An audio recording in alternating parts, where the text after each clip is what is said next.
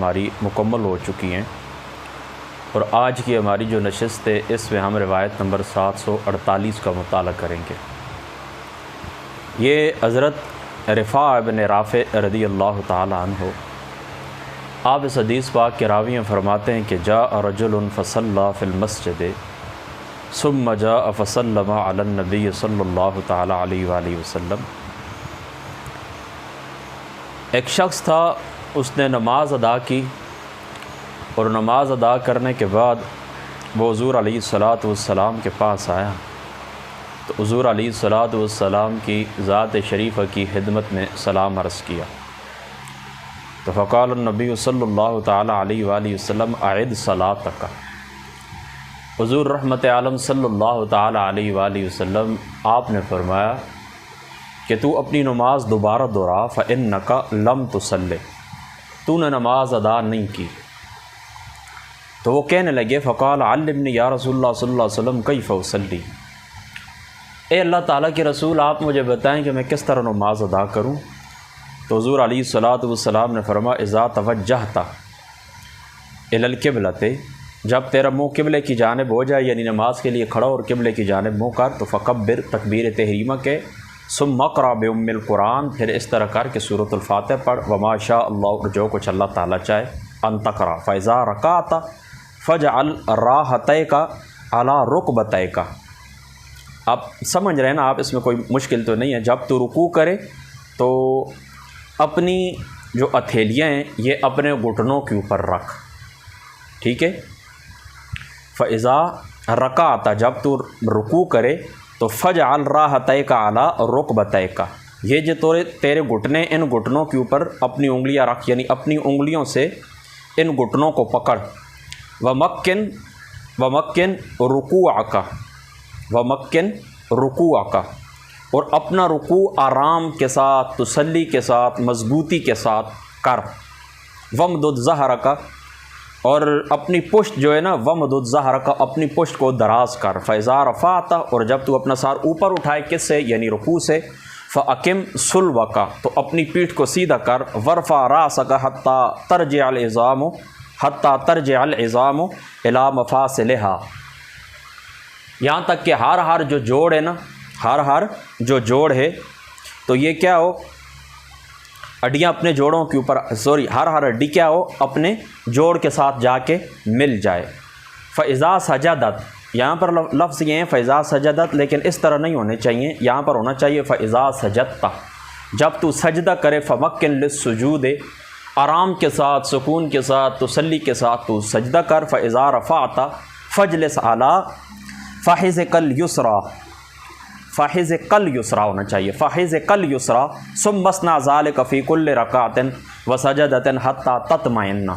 फिर तू इस तरह कर कि जब तू सजदा करे, जब तू सजदा कर तो सजदा आराम के साथ, सुकून के साथ, जिस तरह मैं आपको बता चुका हूँ ना कि फ़मक्किन लिस्सुजूद, आराम के साथ, सुकून के साथ सजदा कर।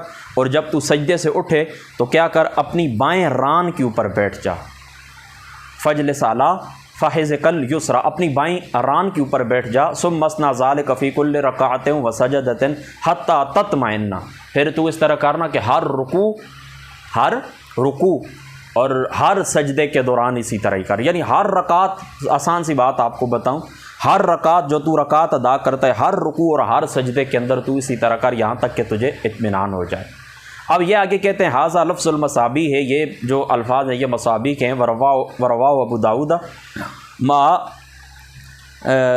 अच्छा, थोड़ी सी तब्दीली के साथ, यानी इमाम अबू दाऊद साहब रहमतुल्लाह ताला आपने थोड़ी सी तब्दीली के साथ आगे फिर इन्होंने इमाम तिरमिज़ी साहब रहमतुल्लाह ताला और नसाई ने भी इस रवायत को नकल किया। काल वज़ा कुमत इलस्सलात फ़तवज़्ज़ा कमा अमरकल्लाहु बिही सुम्मा तशहद, फिर तू तशहद पढ़, यानी कलमा शहादत, यानी वज़ू के बाद कलमा शहादत पढ़, इसकी बड़ी फजीलत है। फ़अकिम इन कान माका कुरान फ़क़रा व इल्ला फ़हमिदल्लाह, अच्छा, वकब्बिर हो वअल्लिल हो सुम्मा रका। चलो इसको छोड़ दें, आसान सी बात ये कि ये जो रिवायत है, रिवायत नंबर 747, बिस्मिल्लाह, इस रिवायत नंबर मिशकात शरीफ की 747 नंबर रवायत से ये बात साबित होती है कि चूँकि ये रवायत हज़रत अबू हुरैरा रज़ी अल्लाह ताला अन्हु आपसे मरवी ये रवायत पीछे गुजर चुकी है। ये हज़रत रिफ़ा रज़ियल्लाहु ताला अन्हु आपकी जो रवायत है ये भी बिल्कुल उसी तरह उसी तरह, इसके अंदर कोई तब्दीली नहीं है। जो बहस हमने वहाँ पर की है, जो बातें आपको बताई हैं, जो नुकात आपको वहाँ पर बताएं, वही नुकात यहाँ पर भी हैं, कोई नई बात इसके अंदर नहीं है। बहरहाल यहाँ पर एक बात आपने ज़हन के अंदर रखनी है, वो ज़हन के अंदर ये बात आप कह रहे कि नमाज आका अलैहिस्सलाम के फ़रमान के मुताबिक इंतहाई सुकून के साथ अदा करनी चाहिए, इंतहाई आराम के साथ, इंतहाई ठंडे दिल के साथ, खुशू और खुजू के साथ, तादील अरकान के साथ, आराम के साथ नमाज अदा करनी चाहिए। किसी किस्म की तेज़ी नमाज के अंदर नहीं करनी चाहिए। इस रवायत का लुब-ए-लुबाब यही है। ठीक है, तो यहाँ पर एक बात और भी आपने याद रखनी है कि नबी पाक सल्लल्लाहु ताला अलैहि वसल्लम आपकी ज़ात अक़दस ने ये जो फरमाया है ना कि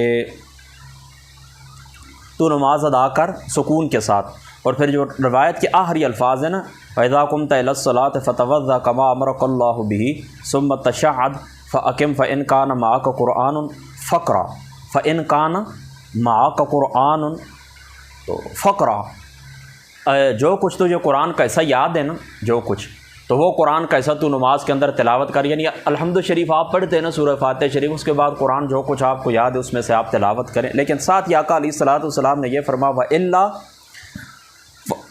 इल्ला, और अगर तुझे नहीं याद तो फ़हमिदल्लाह, अल्लाह ताला की हम्द कर, अल्लाह ताला की हम्द कर, वकब्बिर हो, और तकबीर के, वअल्लिल हो, और तहलील के यानी ला इलाहा इल्लल्लाह के, अल्लाहु अकबर ये कह लें। ठीक है, और इसी तरह अल्हम्दुलिल्लाह कह लें, अल्लाहु अकबर कह लें, ला इलाहा इल्लल्लाह कह लें, सुम्मर का फिर रुकू कर। अब यहाँ पर मुहद्दिसीन ने लिखा है कि ये जो शख्स था हुज़ूर अलैहिस्सलाम, इसकी नमाज के अंदर कोताही पाई जाती थी, तो मालूम ये होता है कि ये बंदा नो मुस्लिम था, यानी नया नया इस्लाम के अंदर इसने नया नया इस्लाम कबूल किया था, इसलिए इसकी नमाज के अंदर कमी थी। और ये जो आका अलैहिस्सलाम ने फरमाया ना कि अपनी नमाज अदा कर और नमाज के अंदर कुरान का हिस्सा रख, यानी कुरान तिलावत कर, लेकिन अगर तुझे कुरान याद न हो तो फिर क्या कर, तू तकबीर कह ले, तू तहलील कह ले, तू अल्लाहु अकबर कह ले, अल्हम्दुलिल्लाह कह ले, तकबीर, तहलील, तस्बीह, तमहीद जो कुछ ये ना ये आप कह लें। तो यहाँ पर ये बात याद रखना कि आज भी कोई शख्स मतलब फ़र्ज़ नमाज उसके ऊपर फ़र्ज़ हो चुकी है और वो कलमा पढ़ता है, यानी दार इस्लाम के अंदर दाखिल होता है, यानी बालिग़ होने के बाद जिस वक्त वो शराय अहकाम का मुखातिब होता है, तो याद रखें कि यानी वो होता है ना मुकल्लफ़ होता है, यानी बालिग़ हो जाता है, मुकल्लफ़ हो जाता है। तो अब इस तरह होता है ना, याद रखें कि इस तरह का कोई बंदा अगर दार इस्लाम के अंदर दाखिल होता है ना, तो कलमा पढ़ने के साथ ही यानी दार इस्लाम के अंदर दाखिल होने के साथ ही इस बंदे के ऊपर क्या हो जाती है, नमाज तो फ़र्ज़ हो जाती है। अब नमाज उसने अदा करनी है, अब नमाज का वक्त हो गया, तो अब तो ज़ाहिर सी बात है कि इतनी थोड़ी सी देर में ये कुरान का कोई हिस्सा तो नहीं सीख सकता। तो उसके लिए फिर ये क्या करे, उसके लिए फिर ये इसी तरह करे कि अल्लाह ताला की हम्द बयान करे, यानी अल्हम्दुलिल्लाह कहे, तकबीर कहे, अल्लाहु अकबर कहे, ला इलाहा इल्लल्लाह जो तस्बीहात होती हैं ये कहे, और इस तरह ये नमाज अदा करे। ठीक है, और जल्दी से जल्दी ये कोशिश करे कि कुरान का जो सबसे आसान हिस्सा है, यानी अल्हम्दु शरीफ, इखलास, सूरह इखलास, आयतुल कुर्सी शरीफ, आखिरी 10 सूरतें, ये कोशिश करे जल्दी से जल्दी किसी मुअल्लिम, किसी टीचर के पास बैठ कर ये जल्दी जल्दी याद कर ले। अब आप समझ गए ना।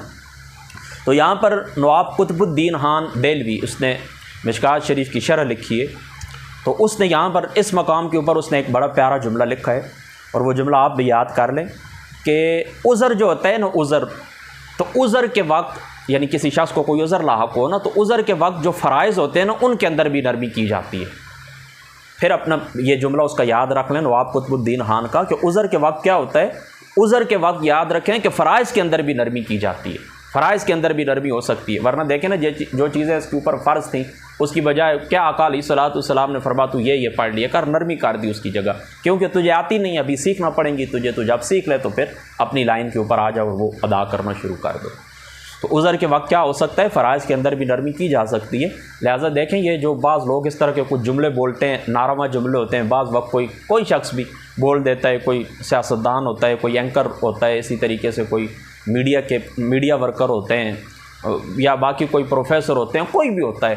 तो ज़ाहिर सी बात है दीनी उलूम से ये लोग नावाकिफ़ होते हैं और दीनी उलूम के साथ इनकी दिलचस्पी नहीं होती। इनकी दिलचस्पी क्या नहीं होती, आप तो जो उलमा के घराने और पीरान उज़ाम और मशाइख़ उज़ाम के घराने, आप तो उनको भी कोई किसी किस्म की दिलचस्पी नहीं है।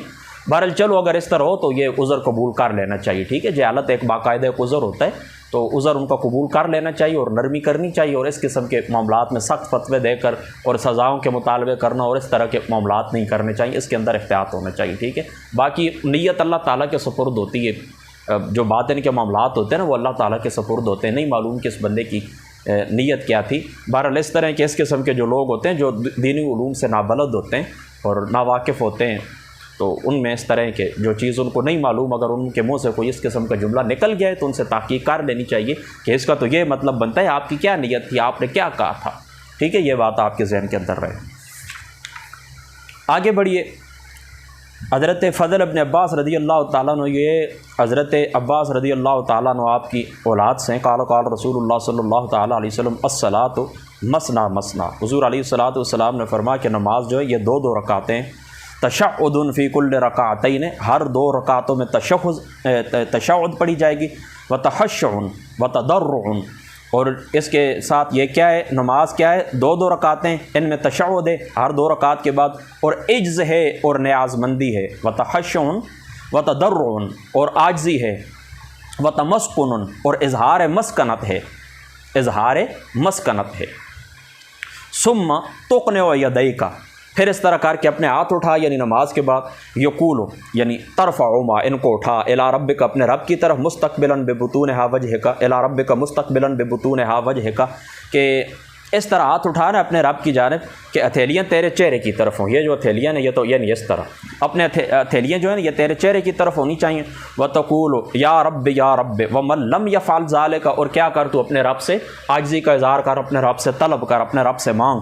व मन लम यफ़अल ज़ालिका फ़हुव कज़ा व कज़ा, और जो बंदा हुज़ूर अलैहिस्सलातु वस्सलाम ने फरमाया ऐसा नहीं करता, व कज़ा कज़ा, वो ऐसा है, वो ऐसा, व फ़ी रवायतिन फ़हुव खिदाजुन, और फरमा वो नाकिस शख्स है। वो क्या है, नाकिस है। ये खिदाज पता है किसको कहते हैं, जो बच्चा वक़्त से पहले पैदा हो जाए, नाकिस। ठीक है ना, लुगत के अंदर खिदाज का क्या माने, जो बच्चा वक़्त से पहले पैदा हो जाता है, 9 माह से पहले पैदा हो जाता है, उसको नाकिस कहते हैं, खिदाज उसको कहते हैं। तो याद रखें, इस हदीस पाक से क्या साबित होता है, इस हदीस पाक से ये साबित होता है कि नमाज क्या है, नमाज आजिज़ी का इज़हार है, नमाज खुशू के साथ होनी चाहिए, नमाज खुदू के साथ होनी चाहिए। खुशू पता है क्या होता है, ये भी मैं आपको चलते चलते बता दूँ। दिल के अंदर अपने आजिज़ी का एहसास होना कि मैं आजिज़ हूँ, अल्लाह ताला का कमज़ोर बंदा हूँ, कमज़ोर अल्लाह ताला की मखलूक हूँ, अल्लाह ताला कादिर है। तो दिल के अंदर जो आजिज़ी पाई जाती है ना, जो कमज़ोरी पाई जाती है, इसको कहते हैं खुशू। और खुदू जो होता है ना, खुशू और खुदू, खुशू का ताल्लुक़ किसके साथ है, दिल के साथ है, और खुदू का ताल्लुक़ किसके साथ है, ज़ाहिरी, यानी तज़र्रुर जो होता है ना, ये ज़ाहिरी आपके जो जिस्म है ना, आपका जो जिस्म है, इस जिस्म के ऊपर इस तरह कपकपी तारी हो, इस जिस्म से कमज़ोरी आप, यानी अपने जिस्म, आपका जिस्म जो है ना, ये आजिज़ी का इज़हार करे, झुका हुआ हो, अकड़ा हुआ ना हो, झुका हुआ हो, इसको कहते हैं तदर्रुर। खुशू और खुदू ये लफ्ज़ आपको याद रहेंगे ना। खुशू किसको कहते हैं, दिल की आजिज़ी को कहते हैं, और इसी तरीके से खुदू किसको कहते हैं, अपना जो बदन है, बदन की आजिज़ी। ये क्या कहलाता है, बदन की आजिज़ी क्या कहलाता है, बदन की आजिज़ी क्या कहलाती है, बदन की आजिज़ी कहलाती है खुशू। देखें, ये हज़रत साहब लिखते हैं, कहते हैं कि खुशू का मतलब ये कि बातिन के लिहाज से बंदा अपने इज्ज़ का एहसास करे, बातिन के लिहाज से बंदा अपने इज्ज़ का एहसास करे। गोया खुशू इज्ज़े बातिन का नाम है। खुशू किसका नाम है, इज्ज़े बातिन का नाम है। और तदर्रो का मतलब ये कि बंदा ज़ाहिरी तौर पर अपने हर अमल और हर जाविये से अपनी आजिज़ी और अपनी इनकिसारी का इज़हार करे। गोया तदर्रो इज्ज़ ज़ाहिरी का नाम है। ठीक है, आप इस बात को समझ गए ना। तो ये जो रिवायत है, इस रिवायत के अंदर कितनी बातें साबित होती हैं, 3 बातें साबित हो गई। एक इस हदीस पाक के ज़ाहिर से ये साबित होता है, हदीस पाक के ज़ाहिर से क्या साबित होता है कि नफल जो नमाज है ना, नफल नमाज ये 2-2 करके अदा करनी चाहिए। कितनी, 2-2 करके अदा करनी चाहिए। और हज़रत इमाम शाफ़ी साहब रहमतुल्लाह ताला अलैह, आपका मज़हब यही है, आपका कौल यही है, आपने इसी हदीस पाक से इस्तेदलाल किया, यही हदीस पाक आपका मुस्तदल है कि नफली जो नमाज है वो कितनी, 2-2 करके अदा की जाएंगी।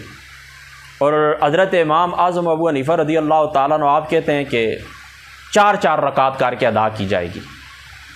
और उन्होंने फिर बाकी रवायात से इस्तिदलाल पकड़ा है। मिसाल के तौर पर आका अलैहिस्सलाम की जो रात की नमाज़ है, हुज़ूर की जो चाश की नमाज़ का जो ज़िक्र आता है, वहाँ पर 4 का ज़िक्र आता है, तो उन्होंने वहाँ से इस्तिदलाल पकड़ा और ये भी कहा कि नमाज अफजल वही होती है कि जिसके अंदर ज़्यादा मुशक्क़त हो, तो तहरीमा लंबी हो जाती है 4 रकातों के अंदर, तो इसमें मुशक्क़त ज़्यादा है, लिहाजा अफजलियत इसी में। और जो साहिबैन है, साहिबैन ये कहते हैं कि जो दिन की नमाज़ होती है ना नफली, उसके अंदर 4 रकातें होनी चाहिए, और जो रात की नमाज़ होती है तो उसके अंदर 2 रकातें होनी चाहिए। ये साहिबैन का मसलक है। बहरहाल एक बात तो ये साबित हो गई, यानी हदीस पाक के ज़ाहिर से यही साबित होता है कि ये जो नमाज है नफली आप 2 रकात करके पढ़ें। तो इमाम आज़म अबू हनीफा रज़ी अल्लाह ताला अन्हु आपने यहाँ पर इसका भी जवाब दिया है। वो कहते हैं कि इसका जवाब, इस रवायत का जवाब हमारे पास ये कि कम अज़ कम यानी नफली नमाज कम अज़ कम 2 होनी चाहिए। यानी यहाँ पर हुज़ूर अलैहिस्सलाम ये बयान नहीं फरमा रहा कि अफजलियत बयान नहीं फरमा रहे, बल्कि ये बयान फरमा रहे हैं कि नफल नमाज जो है ना, कम अज़ कम जो आप रकात अदा करते हैं वो कम अज़ कम 2 होनी चाहिए, इससे कम नफल नमाज नहीं हो सकती। ये हज़रत इमाम आज़म अबू हनीफा का जवाब है। बहरहाल हदीस पाक के जो ज़ाहिरी अल्फाज है वो यही है कि नफल नमाज आका अलैहिस्सलाम ने क्या फरमाया, 2 करके पढ़ें। तो एक बात यह साबित हो गई। दूसरी बात यह साबित हो गई कि नमाज नहायत खुशू और हुजू और आजिज़ी और इनकिसारी से अदा की जाए। ठीक है, इंतहाई आजिज़ी के साथ नमाज अदा की जाए, खुशू के साथ अदा की जाए और आजिज़ी के साथ अदा की जाए। देखें ना, क़ाल रसूलुल्लाह सल्लल्लाहु तआला अस्सलातु मसना मसना तशअ्उदुन फ़ी कुल्लि रकातैन व तखश्शुउन व तदर्रुन व तमस्कुन। ठीक है, यानी नमाज जो है खुशू के साथ, आजिज़ी के साथ, इनकिसारी के साथ और मस्कनत के साथ अदा की जाए। ठीक है, 2 बातें साबित हो गई। और तीसरी बात कि नमाज के बाद दुआ ज़रूर मांगी जाए, खुसूसन फ़र्ज़ नमाज के बाद। नमाज के बाद क्या हो जाए, देखें आका अलैहिस्सलाम ने फिर क्या फरमा, फिर क्या करो कि अपनी ये जो तुम्हारी हथेलियाँ हैं इनका बातिन तुम्हारे चेहरे की तरफ हो और अपने रब से तलब करो, अपने रब की ज़ात अक़दस से सवाल करो और अपने रब की ज़ात अक़दस के सवाल करो। वमन लम यफ़अल ज़ालिका फ़हुव कज़ा व कज़ा व फ़ी रिवायतिन वहुव हिदाज। अब आप समझ गए ना, तो फ़र्ज़ नमाज के बाद दुआ मांगनी चाहिए। एक दूसरी रिवायत मिशकात शरीफ के अंदर भी है, मुस्तदरिक पाक के अंदर भी है कि आका अलैहिस्सलाम ने फरमाया ना कि कबूलियत के लिहाज से जो वक्त बहुत अहम होते हैं, यानी जो दुआ अल्लाह ताला की ज़ात अक़दस ज़रूर कबूल फरमाते हैं, उनमें से एक ये कि फ़र्ज़ नमाज के बाद जो दुआ की जाए उसको भी अल्लाह ताला कबूल फरमाता है, और जो अज़ान और इकामत के दरमियान नमाज अदा की जाए उसको भी अल्लाह ताला की ज़ात अक़दस कबूल फरमाते हैं। और रात का एक मखसूस हिस्सा होता है, रात का मखसूस होता है, रात के वक्त जिस वक्त जाग कर बंदा बेदार होकर तहज्जुद के वक्त या किसी भी वक्त जो सहरी का वक्त होता है, अल्लाह ताला की ज़ात अक़दस से आप दुआ करें, उस दुआ को भी अल्लाह ताला कबूल फरमाते हैं। और एक रिवायत के अंदर यह आता है, गालिबन अबू दाऊद शरीफ की रिवायत है कि बारिश के बरसते वक्त भी अल्लाह ताला की ज़ात अक़दस से जो दुआ की जाए वो कबूल होती है। बाकी और मकामात भी हैं, काबा शरीफ को देखने के, समुंदर की तरफ आप जिस वक्त निगाह करते हैं उस वक्त अल्लाह ताला की और निशानियाँ देखते वक्त वो और भी हैं, मुख्तलिफ रवायात हैं। बहरहाल मोटी मोटी ये बातें जहन में रखें और बिलखुसूस ये जहन के अंदर रखें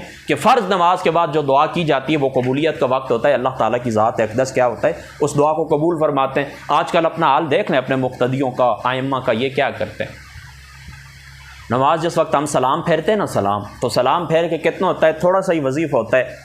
अब मिसाल के तौर पर मेरा इस तरह होता है कि 10 मरतबा वो कलमा तय्यबा होता है, 10 मरतबा दरूद शरीफ होता है जो गोल्डा शरीफ से हमें मिला है, और बस इतनी सी देर में यानी आयतुल कुर्सी पढ़ते हैं। नबी पाक सल्लल्लाहु ताला अलैहि वसल्लम आपकी ज़ात अक़दस ने फरमाया ना, इमाम सयूती साहब रहमतुल्लाहि ताला अलैह आपने दुर्र मंसूर के अंदर इस रवायत को नकल किया है कि जो बंदा इस तरह करते हैं ना कि फ़र्ज़ नमाज के बाद आयतुल कुर्सी पढ़ता है तो वफ़ात के बाद उसकी जज़ा क्या है, फ़कत यानी जन्नत और उस बंदे के दरमियान जो हद फासिल है ना, जो चीज़ दरमियान के अंदर है वो फ़कत मौत ही है। जिस वक्त उसको मौत आ जाती है तो इस आयतुल कुर्सी पढ़ने के सदक़े अल्लाह ताला की ज़ात अक़दस उसको जन्नत अता फरमा देते हैं, यानी वो बंदा जन्नत के अंदर दाखिल हो जाता है। तो आयतुल कुर्सी होती है और ये थोड़ा सा वजीफ़ होता है, तो इतनी सी देर में ये नमाज़ी उठ के चले जाते हैं। इनके पास इतना देखें, खुदा के साथ भी ये कितना तकब्बुर करते हैं और खुदा को भी ये कितनी आकुड़ दिखाते हैं कि तेरा हमें कुछ भी ज़रूरत नहीं। दरिया शरीफ जिस वक्त में पढ़ते होता था ना, हज़रत क़िबला हाज सुल्तान महमूद साहब रहमतुल्लाह ताला, वो बड़ी सख्त बात कहते होते थे, लेकिन चलो वो मैं अब नहीं कहता। तो ये इन लोगों को चाहिए ये नबी पाक सल्लल्लाहु ताला अलैहि वसल्लम आपके इस फरमान को सामने रखें और अल्लाह ताला की ज़ात अक़दस से मांगने के अंदर अया न करें। जामे तिरमिज़ी शरीफ गालिबन किताब दुआ की रवायत है कि हुज़ूर अलैहिस्सलातु वस्सलाम ने फरमाया कि अल्लाह ताला की ज़ात अक़दस उस बंदे से नाराज़ होते हैं जो अल्लाह ताला की ज़ात अक़दस से तलब नहीं करता। तलब करें अल्लाह ताला की ज़ात अक़दस से। लोगों से जो जाके तलब करते हो, कभी इस फ़कीर के पास, कभी उसके पास, कभी उस आमिल के पास, तो अल्लाह ताला की ज़ात अक़दस से क्यों नहीं तलब करते? अब आप बात समझ गए ना? हाँ, कौन सा आपने जाकर वो पहाड़ तोड़ने होते हैं कि जो 2 मिनट आप बैठ नहीं सकते कि चलो वजीफ़ा मुकम्मल हो जाए। कोई चलो लंबे चौड़े जिसके वजीफ़े होते हैं, कोई आलिम है, कोई पीर फ़कीर है, तो चलो उसको चाहिए कि वो नमाज के बाद आयतुल कुर्सी पढ़ के दुआ करवा दे और फिर वो चले जाएँ। लेकिन चलो वो कहते हैं ना कि बात है को तो बंदा कर भी दे ना, सारा वो कहते हैं कि आवे का आवा ही बिगड़ा, वो क्या अम्मा और क्या मुक्तदी। बहरहाल हमने तो देखा है कि ये सब्र नहीं करते। अभी सलाम फिरता है ना, बस उठ के चले जाते हैं, वो टोपी सर से उतार के फेंकी और चले गए। बहरहाल इस रिवायत को सामने रखना है, ठीक है। अल्लाह ताला की ज़ात अक़दस से आपने क्या करना है? अल्लाह ताला की ज़ात अक़दस से आपने तलब करना है।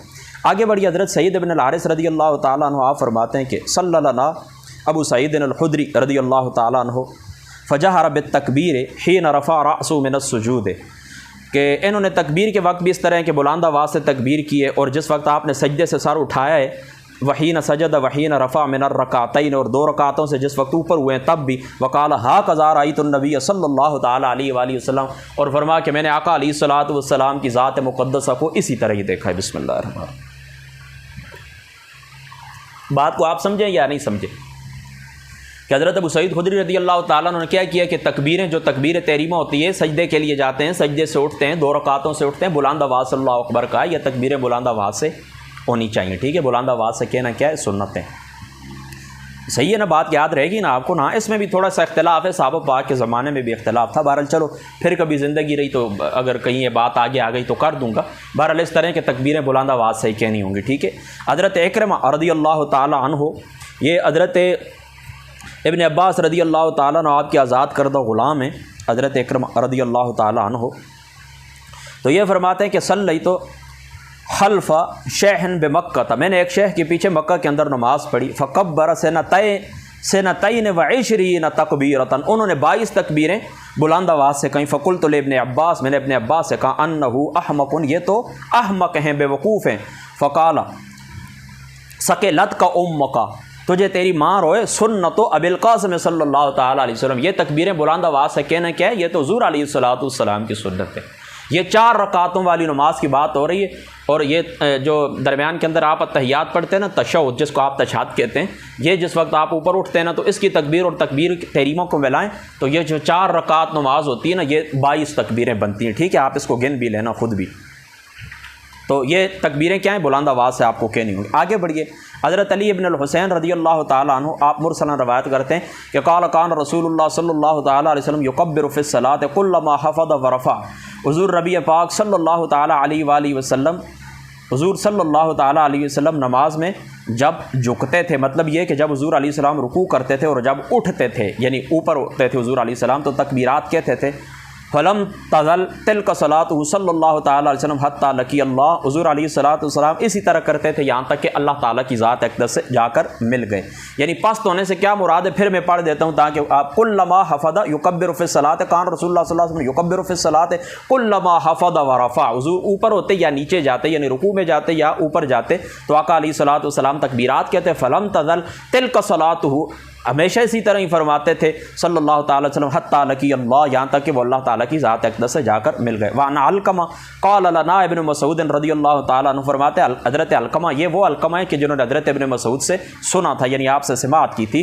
तो फरमाया कि इब्न मसूद फरमाते हैं अला उसल्ली बिकुम सलात रसूलुल्लाह सल्लल्लाहु अलैहि वसल्लम, क्या तुम्हें मैं वो नमाज ना पढ़ाऊँ कि जो हुज़ूर अलैहिस्सलातु वस्सलाम की ज़ात अक़दस से मैंने सीखी है, यानी आका अलैहिस्सलाम जिस तरह नमाज़ पढ़ते थे। फसल्ला, तो उन्होंने इस तरह किया कि नमाज़ पढ़ी। वलम यरफ़ा यदैहि इल्ला मर्रतन वाहिदतन, उन्होंने हाथ नहीं उठाए पूरी नमाज के अंदर, सिर्फ एक मरतबा मा तकबीर इफ्तिताह, सिर्फ एक मरतबा उन्होंने रफ़ा यदैन किया था, और वो तकबीर के शुरू के अंदर, यानी तकबीर तहरीमा, जिस वक्त तकबीर तहरीमा के लिए हाथ उठाते थे तो उन्होंने इस तरह किया था कि ऊपर हाथ उठाए थे, बाकी उन्होंने हाथ नहीं उठाए नमाज के अंदर कहीं भी। यानी आपने रुकू जाते वक्त, रुकू से ऊपर उठते वक्त, 2 रकातों से ऊपर उठते वक्त आपने क्या किया?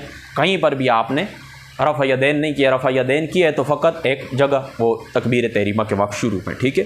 तो जो कायल है इस बात के कि रफ़ा यदैन नहीं है नमाज के अंदर, उनकी ये दलील है। बार रफ़ा यदैन के ऊपर भी ये बात पहले गुजर चुकी, ठीक है, वहाँ पर मैं तफसील अर्ज़ कर चुका हूँ। आगे बढ़िए, हज़रत अबू हुमैद अस्सादी रज़ियल्लाहु ताला अन्हु क़ाल कान रसूलुल्लाह सल्लल्लाहु अलैहि वसल्लम इज़ा क़ाम इला सलात, जब हुज़ूर अलैहिस्सलातु वस्सलाम नमाज के लिए खड़े होते थे, इस्तक़बल क़िबलत व रफ़अ यदैहि व क़ाल अल्लाहु अकबर, हुज़ूर अलैहिस्सलातु वस्सलाम अपना चेहरा मुबारक क़िबले शरीफ की तरफ करते और रफ़अ यदैहि, हाथ मुबारक ऊपर उठाते और कहते अल्लाहु अकबर। ये मैं पहले भी आपको बता चुका हूँ कि आपने पहले हाथ उठाने, रफ़अ यदैन पहले होगा और तकबीर आपने बाद में अदा करनी है, ठीक है। यहाँ पर भी व रफ़अ यदैहि हुज़ूर अलैहिस्सलात इस्तक़बल क़िबलत, हुज़ूर अलैहिस्सलातु वस्सलाम क़िबले शरीफ की जानिब मुँह फरमाते, चेहरा मुबारक क़िबले शरीफ की जानिब फरमाते, व रफ़अ यदैहि और हाथ उठाते, वक़ाल अल्लाहु अकबर और अल्लाहु अकबर कहते। याद रखें हाथ उठाना पहले होगा और उसके बाद तकबीर कहनी होगी, ठीक है, समझ गए ना। आगे बढ़िए। हज़रत अबू हुरैरा रज़ियल्लाहु ताला अन्हु हुज़ूर सल्लल्लाहु ताला अलैहि वसल्लम आप फरमाते हैं सल्ला बिना रसूलुल्लाह सल्लल्लाहु अलैहि वसल्लम ज़ुहर व फ़ी मुअख़्ख़िर सुफ़ूफ़ रजुलन, हुज़ूर अलैहिस्सलातु वस्सलाम ने हमें ज़ोहर की नमाज़ पढ़ाई और पीछे एक शख्स था, फ़सा सलात, उसकी नमाज़ के अंदर कुछ कमज़ोरी थी, फ़लम्मा सल्लम, जब हुज़ूर अलैहिस्सलाम ने सलाम फेरा, नादा हो रसूलुल्लाह सल्लल्लाहु ताला अलैहि वसल्लम। एक रवायत के बाद मुहद्दिसीन ने इसका ये माना भी किया कि सलाम उस शख्स ने फेरा, तो नादा हो रसूलुल्लाह सल्लल्लाहु अलैहि वसल्लम या फ़ुलान अला तत्तक़िल्लाह, अल्लाह ताला से तू नहीं डरता। हुज़ूर ने उसको आवाज़ दी, अला तरा कैफ़ तुसल्ली, देखता नहीं है कि तूने नमाज किस तरह अदा की है। इन्नकुम तरौना अन्नहु यख़फ़ा अलैहि शैउन मिम्मा तस्नऊना, अला तरा कैफ़ तुसल्ली इन्नकुम तरौना अन्नहु यख़फ़ा अलैहि शैउन मिम्मा तस्नऊना। फरमा क्या तुम ये समझते हो, तो तुमने नमाज किस तरह अदा की, तुम क्या समझते हो मुझे तुम्हारी नमाज का इल्म नहीं है। मिम्मा वलिल्लाहि इन्नी लअरा मिन खल्फ़ी कमा अरा मिन बैन यदैया। फरमा तुम्हें इस बात का इल्म होना चाहिए कि अल्लाह ताला की इज़्ज़त की कसम, वलिल्लाहि अल्लाह ताला की इज़्ज़त की कसम, कि जिस तरह मैं अपने सामने देखता हूँ मैं बिल्कुल इस तरह अपने पीछे भी देखता हूँ, जिस तरह मुझे सामने नज़र आता है बिल्कुल इस तरह मुझे पीछे नज़र आता है। मुहद्दिस देलवी साहब रहमतुल्लाहि ताला अलैह आपने इस मकाम के ऊपर लिखा है, आप फरमाते हैं कि ये हुज़ूर रहमत आलम सल्लल्लाहु ताला अलैहि वसल्लम आपका मोजज़ा था, यानी हुज़ूर अलैहिस्सलातु वस्सलाम को अल्लाह ताला ने यह गैबी इल्म अता फरमाया था।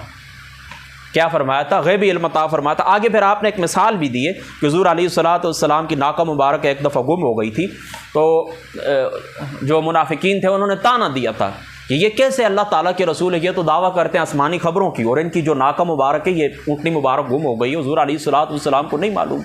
तो वर्मा ये लोग वैसे तान करते हैं, अभी अभी अल्लाह ताला की ज़ात अक़दस ने मुझे खबर दे दी है। फिर आगे मुफस्सिरीन ने लिखा है, वो लंबी बातें बहरहाल उन्होंने लिखा है कि फिर फरमाया अपने साहबा को हुज़ूर अलैहिस्सलातु वस्सलाम ने कि फ़लाँ जगह के ऊपर जाओ, फ़लाँ जगह उसकी रस्सी अटकी हुई है फ़लाँ दरख्त के साथ, तो उसको पकड़ के ले आओ।